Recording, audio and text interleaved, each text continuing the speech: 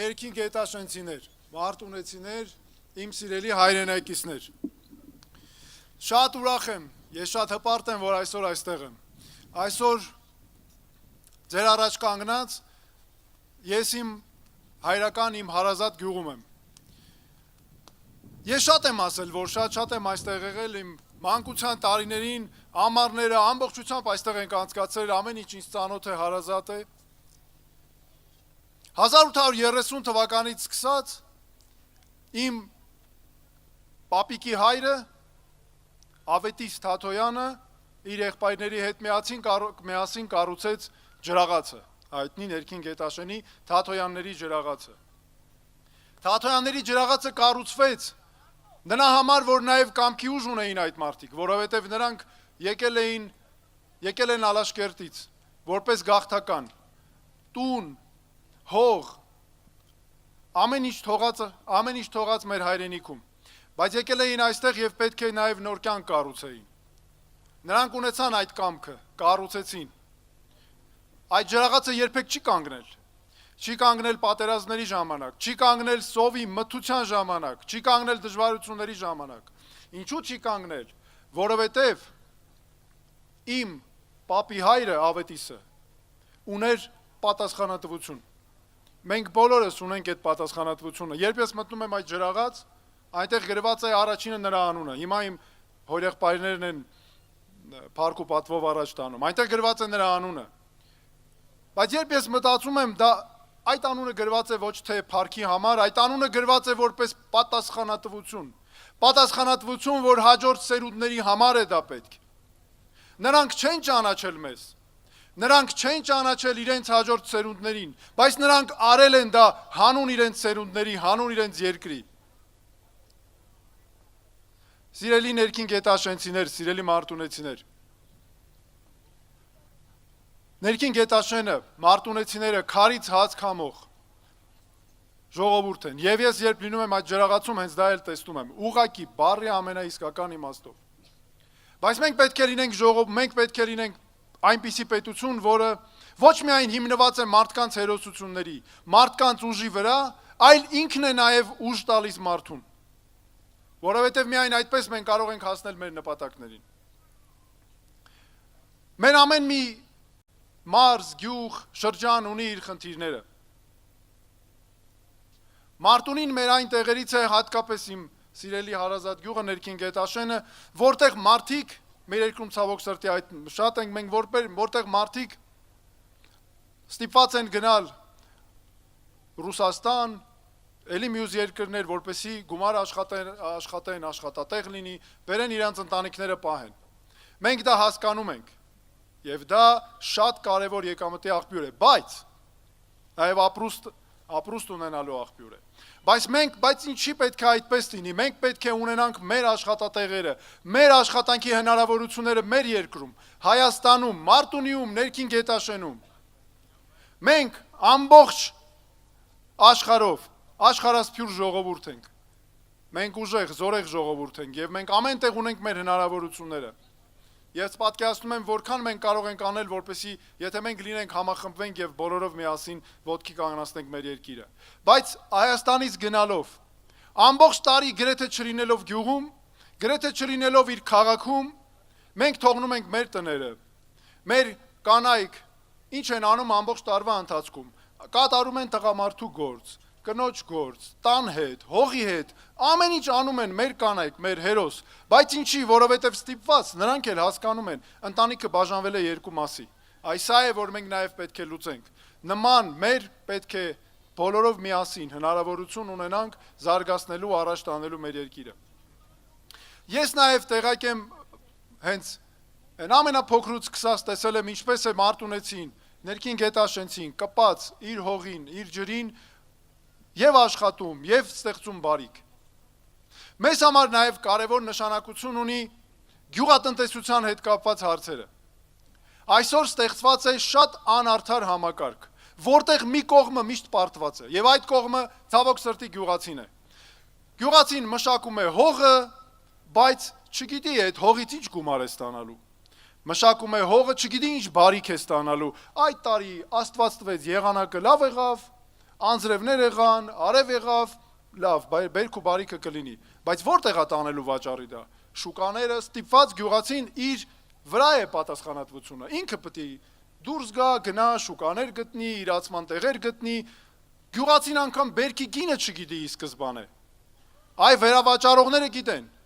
բայց գյուղացին չգիտի, այ դա շատ անարդար է, որովհետև ստացվում է գյուղացին անընդհատ աշխատում է, բայց արդյունքի վրա չի կարողանում երաշխիք տալ, որովհետև չի կարողանում պայմաններն այնպես են, որ չի հնարավորություն չունի դա անելու։ Եվ այս անարդար համակարգի մեջ առաջին տուժողը հենց գյուղացին է։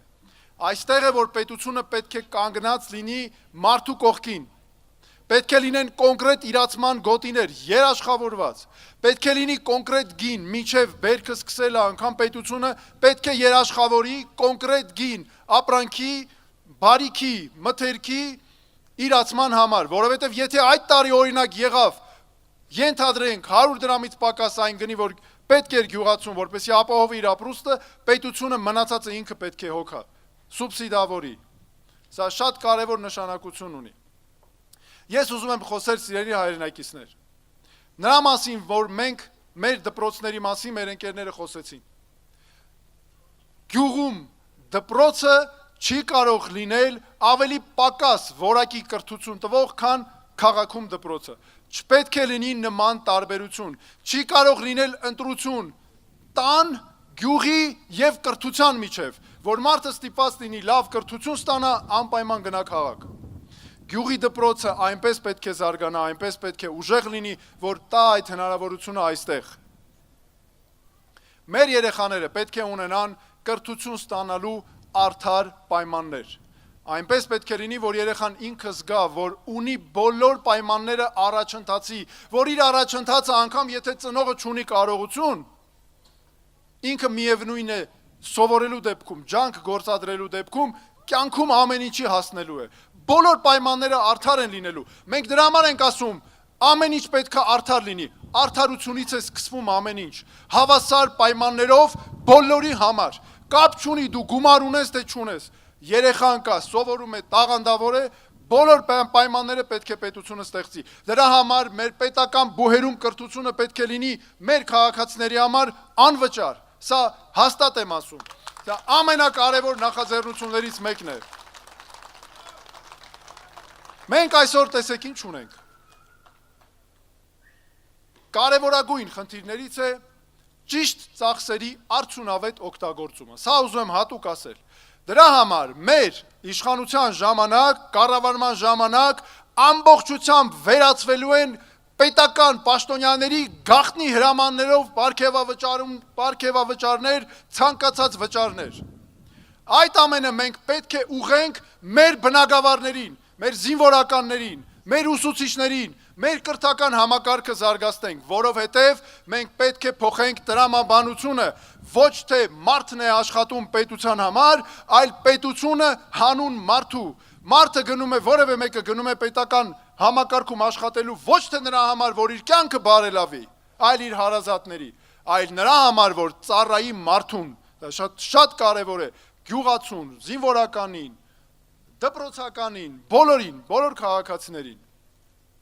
Ես ուզում եմ սիրելի նաև հայրենակիցներ, իմ սիրելի ներքին գետաշենցիներ, մարտունեցիներ, ասեմ հետևյալը։ Արդարությունը նաև ինչ է նշանակում։ Նշանակում է ով ուզում է լինի երկրի ղեկավար, իրավունք չունի ստել ժողովրդին, խաբել ժողովրդին։ Ցավոք սրտի այնպես է ստացվել, ընտրությունից ընտրություն մեր ժողովրդի մոտ եկել են տարբեր թեկնածուներ, գաղափարախոսներ, տվել են խոստումներ, կորզել են ձայներ, հետո գնացել կորել են, գնացել մոռացել են, նորից եկել են մյուս ընտրությանն են եկել նույն էլի հարցերը բարձրացնել։ Այդ ընթացքում գնացել կորել են, գնացել հարստացել են, գնացել իրանց կյանքը բարելավել են, հետո եկել են ասել են, ժողովուրդ ջան, մենք եկել ենք նորից մեր ձայնը տվեք մեզ։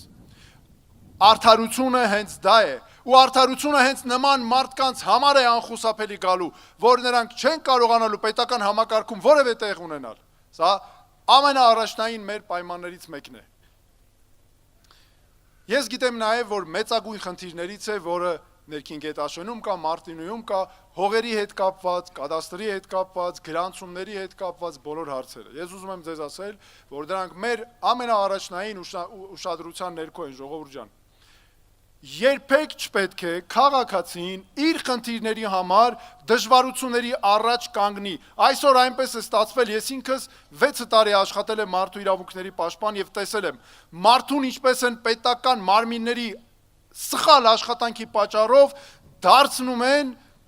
պինգ-պոնգի գնդակ, ըստեղից, այս պետական մարմնից, այս պետական մարմնի դուռը, նրանից, հենց են անում, որ քաղաքացին զզվի ուղակի իր խնդիրների հետ մնա մենակ։ Սա նույնպես ամենաանթույլատրելի բաներից է, ոչ թե քաղաքացին պետք է մտածի, գիտես ինչ կա, ես գնացի պետության դուռը դիմեցի, ես ընկնելու եմ խնդիրների մեջ, այլ պետությունը պաշտպանելու է, պետությունը երբեք չպետք է մենակ թողի քաղաքացուն իր խնդիրների հետ։ Դա լինի հողի հարց, լինի տան հարց, լինի կադաստրի հարց, ինչ ուզում է լինել, առաջինը մեր քաղաքացու հարցն է։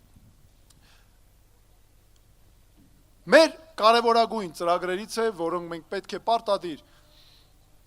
մեր կառավարման ժամանակ անմիջապես կյանքի կոչենք, մեր կրթության բնագավառում, առողջապահության բնագավառում հստակ համակարգեր նախատեսելն է։ Պետք է բժշկական հաստատությունները, առողջապահությունը հասանելի լինեն մարդկանց։ Պետք է լինեն կոնկրետ ստանդարտներ շտապօգնության համակարգի ժամանման, բժշկական օգնության որակի տեսանկյունից, որովհետև մենք պետք է ունենանք եւ բարձր վարձատրվող բժիշկներ եւ առողջ քաղաքացի։ Դրա համար ենք մենք ասում, որ պետք է ապահովենք այստեղ ոչ թե ստիպված կամ-կամի ճանապարհով, եթե ունենում ենք բարձր վարձատրություն բժշկական ծառայությունների, ուրեմն քաղաքացին պետք է զրկվի դրանից, ոչ, դրանք պետք է պետությունը հասանելի դարձնի մարդուն, սրանք նույնպես շատ կարևոր են։ Սիրելի հայրենակիցներ, սիրելի ներքին գետաշենցիներ, ես սա ասում եմ որպես այս գյուղում նաև մեծացած, բազմաթիվ խնդիրներ տեսած, ձեր նաև տեսած թե ինչ դժվարությունների մեջով եք դուք անցել, հստակ պատկերացնում ենք, մենք ապահովելու ենք դրանք լուծումը։ Ես ասում եմ ձեզ բաց ճակատով, ասում եմ ձեզ պարզ նայելով ձեր աչքերի մեջ։ Մենք, մեր հույսն ու հավատը մեր քաղաքացին է։ Ձեզանից յուրաքանչյուրի վերաբերմունքը մեր նկատմամբ, դրա համար մենք ամեն ինչ անելու ենք, որպեսզի ունենանք ձեր վստահությունը մինչև վերջ, երաշխավորված։ Նաև ուզում եմ հատուկ նշել մի կարևոր բան։ Մեր ծրագրերում ամբողջականը իրատեսական է։ Երբևէ չի եղել մեր խոսքերում, որ նախատեսենք եւ չկարողանանք իրականացնել։ Դրա համար մենք ունենք կոնկրետ բանաձև։ Մեր բանաձևն է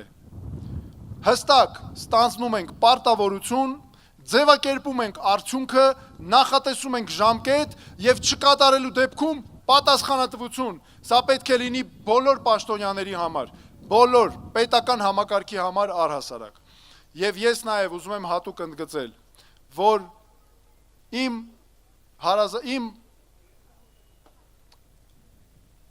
ազգականները, իմ պապիս հայրը, իմ հորեղբայրները, ջրաղացից սկսած, մեր մեջ սերմանել են պատասխանատվություն, եւ դա այստեղ ես տեսնում եմ հիմա ձեր մեջ, մշտապես դա մեզ ուղեկցում է, եւ ես այստեղ եմ ասելու, որ մենք գալիս ենք բերելու համար նաև այդ պատասխանատվությունը։ Ես ուզում եմ շնորհակալություն հայտնել, որ դուք մեզ ընդունեցիք այսքան ջերմ։ Մենք հետևողական ենք լինելու մինչև վերջ, որպես անկախ քաղաքական նախաձեռնություն, անկախ քաղաքական ուժ։